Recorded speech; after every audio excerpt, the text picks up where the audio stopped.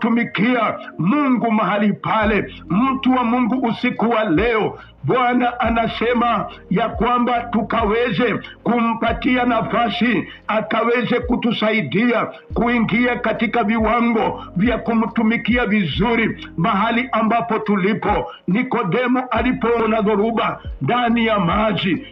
Mpendwa, usiku wa leo ninaongea juu ya usiku. Hawa watu walikuwa wamesafiri, na walipokuwa wamesafiri wakiwa katika usiku ndani ya safari yao, naona ya kwamba shida zikawapata, na dhoruba ndani ya maji.